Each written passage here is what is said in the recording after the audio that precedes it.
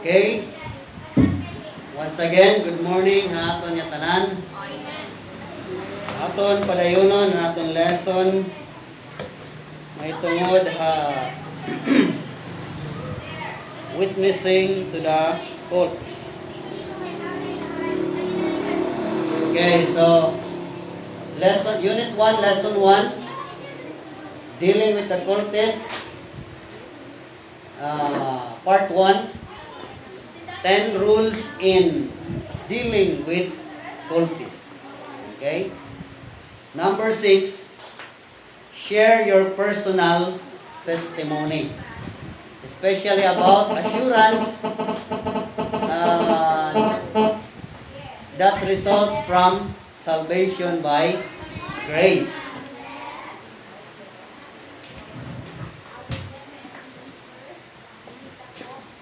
So bilang mga anakhan Dios, dapat maaram ka mag-share kanimo salvation experience. Okay? Dapat maaram ka mag-istorya. Nga ikaw mismo ay mo kalugaringon, sigurado ka. Ha? Nga kung kukuhaon na kitang Ginoo, you know that you are going to heaven.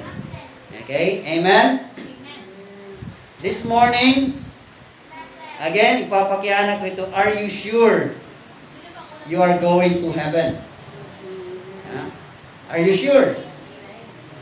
Ano ba? Mahina yung amen. Amen ba? So, if you cannot answer that with conviction, if you cannot answer that with confidence, bang hindi rin ka pa-save. Diba? So, ako na suggest nga every Sunday there must be somebody nga mag-istorya aniya salvation experience. At least usa kada Sunday. Pero niyan na lang after naton lesson before kita magtapos. So, kung gusto ka mag-share nimo testimony, personal testimony about your salvation, how the Lord had saved you, how Jesus had forgiven your sins, and take note nila na sa rin, especially about your assurance of salvation. Okay? That results from salvation by grace and not by our works. Okay? So, niyan na. So, samtang nag-iisip ka mo, ano niyo, ig-istorya, pag share niyo personal testimony about salvation, igpadayon talanay. So, pag-isip na. Don't worry, diri ka kailangan kumadi atubangan. Di dala. Ayo, pisto. You can share your salvation testimony and assurance of salvation. So now, in sharing your testimony, take note. You can have points na makukuha din ay mo pag-share niyan. Okay? Tigam nila nga mga points. If you are not used, kung di rin kahiyara pag inistorya, at least may makukuha ka din nga idea. Kung tipanan o pag-share ang testimony about salvation. In sharing your testimony, put emphasis on the fact that you know you are saved. I-emphasize good nimo nga maaram ka good. Based upon the Word of God, based upon the Bible, that you are saved. You know for sure. And then, di nila kay, you know for sure, for the future, kundi you know for sure, right now. Yan na. Samtang buhi ka pa, samtang aani ka kita habaw-bawan kalibutan, makakasigurado kita nga save na kita, tikat ko kita langit. Okay? Because some other Bible teachers, ang ilang pagtugto is, diri pa sigurado yan na. Ato pa ito a future, masasabtan. But no, we can be certain, we can be sure, right now, samtang ani kita bawaban kalibutan. Okay? Dida kita amo itong pagkakaiba naton. Or amo itong pagkakaibahan. Gintutok duhan Bible, kaysa gintutok duhan mga tao. Ano ibang mga tao. So, iralay to own opinion. Right now, because salvation does not depend on your goodness. Okay? Di rin nagdidepende kung mamimintin mo pagiging buutan.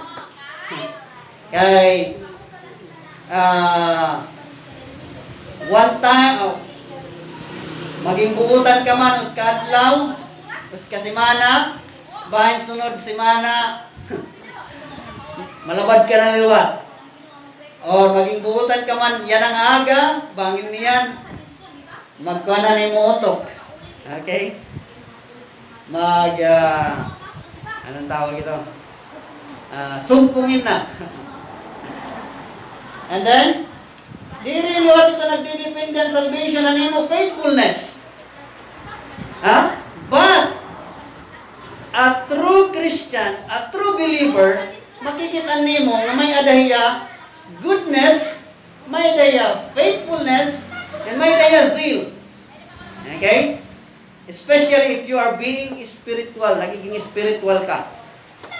But there are times, kung nagbabackslide kita, backslide in heart, di rin man mag-backslide at church, aada permi nakikita na church, permi present, pero backslider in heart. Okay? How do we backslide in heart? Waray ampo-ampo, waray basa-basa ang Bible, nagbabasa lang ang Bible kung adlawhan, Domingo. Okay? Pero minatapo-tapuhon ang Bible. Pinapagpag na before kumanhi simbahan, kay ginalikabok na. Nga nagpipirilit ang mga page. Okay? So, you can be here always. You can be always present every Sunday after Sunday. But you are backslider in heart. Pwede ito may tabo. So be careful and be sure na you are walking spiritually. Walking in the Spirit. Okay? But salvation does not depend nga animo goodness, animo faithfulness, animo ka zeal or zeal, kadasig. Danay, ako, bisan ako pastor, danay, bagandiri, madasig, pagkanhi. Adi na nga kami na upoy, ano? Bagandiri, madasig, pagsimba, pag maluya lawas. Pero it doesn't mean nga, diri ka na lewat talwas. Diri dida nagdidepende. Diri na faithful. Di ba? Ani ba nga ni nangundang na pagsimba? But as long as you're sure ani mo pagkarawat ang Ginoo, tuloy-tuloy ang salvation because aniya ginhatag aton is eternal life. Iistorya nga maaram ka, nga save ka na, yan na right now. Samtang buhay ka. Amo ito na yung istorya. And then, parang verse hand about good works or goodness, taon ta dili. Ephesians 2:8 ngadto 10. Ephesians 2:8 ngadto 10. Sige, pakibasa, hinununa makakita. Verse 8 ngadto 10. Sige, Sister Glyza. Chapter 2, verses 8 to 10. For by grace are you saved through faith, and that not of yourselves, it is the gift of God, not of works, lest any man should boast. For we are his workmanship, created in Christ Jesus unto good works, which God hath before ordained that we should walk in them. Okay. So, iba nga mga Bible teachers, di nila maintindihan ini. Nga, ang salvation, or we got saved by faith, by grace through faith. Ha? By grace through faith kita natalwas. Diri pinaagihan aton mga nabuhat or waray nabuhat. Example ang nabuhat, mga mag-upay nga butang. Naging buutan ka, naging masugot ka, naging faithful ka church. Di na depende. And then, ano waray nabuhat? Waray ka magbuwa, waray ka magkawat, waray ka mga sala, waray ka mag-disobey ang Ginoo. Diri dida nagdidepende ang atong salvation. Kaya nasa rin didi, not of works. Okay? Ang sumpay didi, and that not of yourselves. Diri natin kalagaringan. It is the gift of God. Okay? Sabi nga nga, gift, hatag, libre, waray, bayad. Okay? So, waray kita may ginhatag ha Ginoo, kwarta man, material man, or anything, good works, and anything, faithfulness, zealousness, kadasig, waray. Grasya, pinaagi ha pagtubo, ang aton katalwasan. Not, verse 9, karon duro, not of works. Kaya ano nga diri pinaagihan aton mga binuhatan, mga good works. Maupay ba good works? Maupay diri. Maupay itong mga good works. Ang mga nga gitawag nga good. Pero diri na depende ha good works an aton salvation. Kaya nasan diri? Not of works. Anong reason? Lest any man should boast. Ginoo, kung waray pa ako mag-donate hinto na para simbahan, para kapilya. Kung waray pa ako mag-donate hin simento, hollow blocks, steel bar, baras, mga nganilangit. Kung waray pa ako bumulig han mga pobre, kung waray pa ako magpakaon han mga ginugutom, hindi ko na kumangangan langit. Amon ito't batasan it tao. Magmamalaki kita pag abot dito kung nangadto kita langit, pinaagihan aton mga mag-upay nga mga binuhatan. Okay? Kaya kita nga tao, bilang tao, sinful nature naton, parayaw kita. Puno kita hin pride. Okay? And then, Titus 3, 4-7. Sige, ano lang po makauna.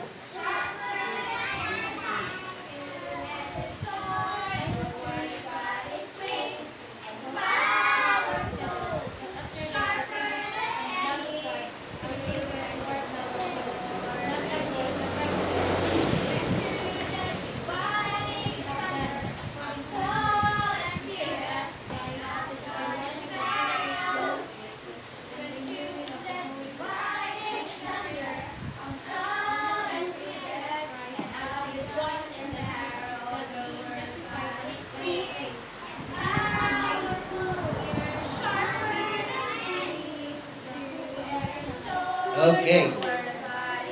Klaro ano? But after that, the kindness and love of God, our Savior, toward man appeared. Ano inihiya? Na kindness and love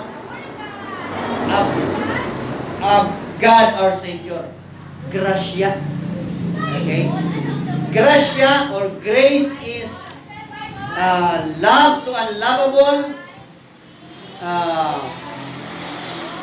Di rin natin deserve inin grasya. But because of His mercy and love and kindness, tagamtam kita han salvation. Verse 9, again. Emphasize nila. Not by works of righteousness which we have done. Maliwanag, ano? Righteousness na nga nito, ha? But we are not saying na di rin na kailangan ang works of righteousness para mabuhi din ang kalibutan. No. An aton gin tutot do, or an siringan Bible, not by works of righteousness which we have done when it comes to salvation. But when it comes to Christian life, kapag kinabuhi din habaw ang kalibutan, necessary and works of righteousness. Importante nga magbuhat kahin pagkamatadong. Okay? Dapat buhaton nimo kung ano ang tama. Like for example, sige ako istorya iyo nga, permi ko masukot ko nga hatag nga example nga, ayaw ka mo pagpinangawat ha, marakot itong nangangawat. Tapos si ako, mababalitaan niyo, bantugan na kabukos nga barangay, nga kawatan. Number 1 nga kawatan. Matuod ba ka mo haakon nga masaring ako ay kang pagpinangawat? Diri, di ba? So, pagtitinawaan ka lang. Or kung diri ka man tawaan, pagtalikod nimo, chichismis ka. Kay diri consistent animo ginyayakan nga dahan imo gin bubuh. Importante ito ya pagpakita han maupay nga testimony. Pero diri iya kinahanglan or requirements para ka matalwas, para ka masave. It doesn't depend an aton nabuhat ngan waray nabuhat, kundi agrasyahan Ginoo. Ang sumpay diri, but according to His mercy. You know, kung waray kita kaloy ihan Ginoo, impyerno kita nga tanan. Okay? Kung diri tungod ang gugma ang kaluoy han Ginoo, that is grace, impyerno kita tanan. Because we are all sinners. Siringan Bible, there is none righteous, no not one. Okay? And then, kumananta, by the washing of regeneration and renewing the Holy Ghost, which He shed on us abundantly through Jesus Christ our Savior. Okay? That being justified by His grace, being justified, ginawang matuwid sa pamamagitan ng Kanyang biyaya. Okay? We should be made heirs according to the hope of eternal life. Ginhimo kita nga tagapagmana han kinabuhi nga waray katapusan. Okay? Next. Tinuod, kailangan naton mag-repent sa naton sala, nga i-surrender naton and surrender to Jesus Christ. Isuko mo yung sarili, ha? Ginoo. And we dare not omit these facts in our personal evangelism. Tinuod ito yan. Kailangan naton mag-aron pasaylo ang naton sala, nga nihatag itugyan ang naton kalugaringon ha Ginoo. But bisan ito hiya, bisan iton pag-repent, aron pasaylo Ginoo nga pagkarawat kan Kristo, diri lagi hapon ito aton kalugaringon nga binuhatan. Diri ito tungod han aton kalugaringon. Diri ito aton buhat an pag-aro an pasaylo nga pagkarawat kan Kristo. Buhat lagi hapon ito han Dios. Hiyaan hatag haaton ito nga kakayanan, kung kakayanan man ang tawag ito, nga kita kumarawat kan Kristo, nga umaruin pasaylo. Damo mga verses nila nga nagsisiring about repentance. Okay? Acts 2:38, Acts 3:19, Acts 17 verse 30 and Luke 14:25 to 27. Itauntan, iba. Di naman siguro natin maubos. Acts 2:38. Nasa ring nila. Then Peter said unto them, Repent and be baptized every one of you in the name of Jesus Christ for the remissions of sins. Remission of sins, and ye shall receive the gift of the Holy Ghost. Ano to repent?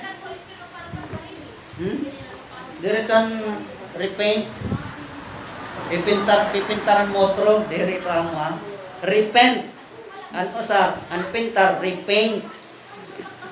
Repent. Ano to repent? Pag-arohin pasaylo. Okay? Naaro ka nga rin pasaylo, diri ka nasaring nga. Ikaw pan maisog. Nasaring ka, Uy! Sino ako ha? Diri ka nasog ka dito. Naaro ka nga rin pasaylo, baga kahit tiyog nga, ginpuspusan, diba? Baka kan pisok nga, gintusikan, nagpapaubusan kalugaringon, diri garbuso, ikaw pan maisog. Basta nang aron pasaylo. Pero kita, bilang tao tungod gihapon na naton pride, nakakasalangani kita, anong tendency naton? Para sa kanalan yang iba. Anong ibubuhat naton? Basta confronted with sin. Ginkumpronta kita. Ha? Tatago. Ngayon, ano pa? Dideny. Tapos magsisisihin iba. Sasayaw po ng iba. Kay Isabel. Kay Kising. Kay Brad Jumar. Diba? Paras kan Adan. Ano ini ngay mo gimbuhat? Ang babayi, ngay mo ginhatag ka, amo naghatag ka. Forbidden fruit, gipakaon ako. Ay, ikaw, Eve. Ano ni ngay mo gimbuhat? Ang halas. Tapos kaya ang halas, kaya waray naman niya babasol na iba. Tuda siya. Diba? Where in fact, ang ginuhulat aton Ginoo nga magpaubos hirahan-ira kalugaringon. Okay?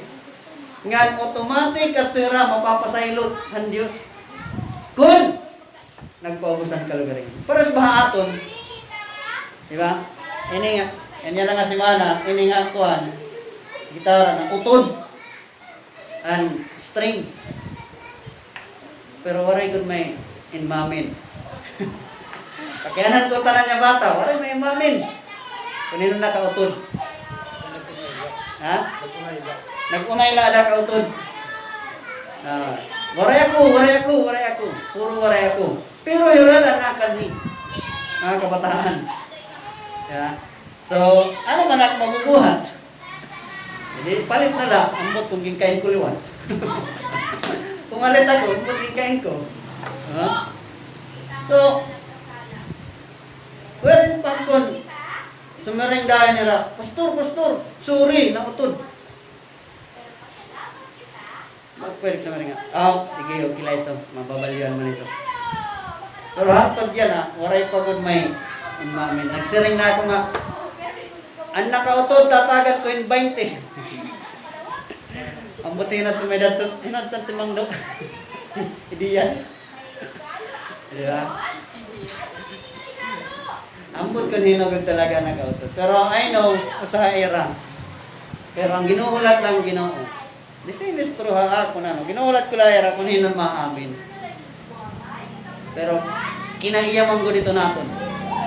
Bisan kita nga mga adults na, nakakasalanganin kita atong parents, aton yung kasi tao, bis nga ning pagsiklat. Di ba? Self-preservation. Bisan pagsiklat, makarawon pag siplat, kay bangin, may numduman. Di ba? Well, in fact, ang pinaka-simple lang a solution is humble yourself and then say sorry. Ayaw na pag-explain. You don't have to explain away. You just have to admit and to humble yourself and say sorry. Pastor, sorry. Narubak ko ang gita. Haginoo gyapon, Lord. Pasaylo ako. Nakabuhat na lahat ako. Anak ko sala. Ayaw na kita magpatigan naton kasing-kasing. Ayaw na kita pairal naton pride. Every time we sin, damok dayon ha Ginoo araw in pasaylo.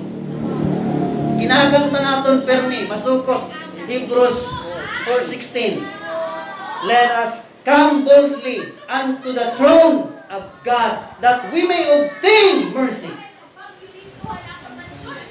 Doon kitahin ayaw pagkahadlok, ayaw pag-alang para mangaro in kaluoy. Ngan tatagan kita, kakaluyan kita ng Ginoo. Pasasayloon kita ng Ginoo. 1 John 1:9. Very familiar na kita itong verse. If we confess our sin, He is faithful and just to forgive us our sins. But oftentimes, nangangalimtan natin ito, nga kamatuuran, nga kung makakasala kita, madugla kita iya, pasasayloon na kita niya. Sugal hiya, kapag maluluyon, nga diha aton. Hikita liwat, amulat kita kapuno, garbo, puno, in pride, aton kalugaringon. Simple lang, solusyon o tron ko. Pagpaubusan kalugaringon, dangok kaya, pangarok in kalukoy, pangarok in pasaylo. Kay kakaluyan ka, pasasaylon ka han Ginoo. Damo one verse nila. Iyo na lang isurat ngan study about repentance. You know, amo iniyan reason kay ano ako personally almost more or less 10 years nga nagdududa ko na akong salvation. Saved ba ako or diri? Tipalangit ba ako or diri? Why? Pero may ako nagda-doubt. Almost 10 years or more or less 10 years. Kaya ano nga pero may ako nagda-doubt? Because waray ako nanunumduman nga nag-aro ako yung pasaylo ha Ginoo di dahan nagkarawat ako iya. Nakaduha ako pagalsan kamot. Hinon gusto ko marawat kan Jesus. Una nga Domingo nga nakaintindi ako. Pero mananay ka Domingo nga namamatilaan ako. Pagka siguro ikaupat nga Domingo, nag-alsa akong kamot. Hinon gusto ko marawat. Alsa ako. In-explain na ako. Pagkasunod Domingo, hinon gusto ko marawat. Alsa na lang ako. Di ba? Pero, waray ako nanunumduman nga nagsiring ako Ginoo, pasayloha ako an akon tanan nga mga sala. Waray ako may nanunumduman nga nag-araw kong pasaylo. Sanglit, July 14, 2002, dito pa ako nakasabot nga kailangan ko umaro in pasaylo an akon mga sala. 2 days from now, I am 18 years old spiritually. Martes. Kung may blessing lang ta, mag-celebrate. Waray man blessing pa. Nga, financial. Diba? Mas maupay ito i-celebrate ito ng spiritual birthday. Diba? Okay, gihapon na physical birthday. Kaya madali may nungdunan ng tanan. Kaya, i-celebrate man namin kada tuwing. Pero, mas maupay gihapon ang spiritual birthday. I-celebrate natin. Okay, next. But, importante, nasa rin din ba? True, we must repent of sins and surrender to Jesus as Lord, and we dare not omit these facts in our personal evangelism. Istorya nato ni Tiya, itong pag-arong pasaylo, ng pagtugyan na nimo kalagaringon, pag-surrender. But, that does not contradict the fact that our salvation is an undeserved gift from God. Anong undeserved gift? Diri kita karapat dapat hito nga regalo. Pero kay regalo man, ginhataghan Dios ang Ginoo waray kondisyon. Para sa bahay itong nahatag kay regalo. Waray ito kondisyon. Di ba? Na kailangan mag-trabaho ka anay. Kailangan amuanay nining buhaton. Waray. Gift is a gift. Freely igahatag nimo. Waray bayad. So meron ka nga ni, anay pastor, anay. Ani na akong 5 pesos. Cellphone. Balyuan mo yun. 5 pesos. Regalo ang tayo mo. Pero ginbalyo na yung 5. Matatawag ko ba ito na regalo? Pinalit mo na ito. Di ba? Pero rin kapalit, 5. Bisa pa rin piso. Kung ginbalyuan ni mo, something. Pero gift nga ni is, igula ni mo nga kakarawat. Nga of course, kung nakarawat ka, tuhay ka nga gintatagan, ano na yung magiging reaction? Magpapasalamat ka. Salamat! Ano mo regalo? It is also true that faith without works is dead. Amo it ni permit iragin al kontra. Itong teaching ang Bible nga and salvation is by grace, not by works. We are justified by faith and not by our works.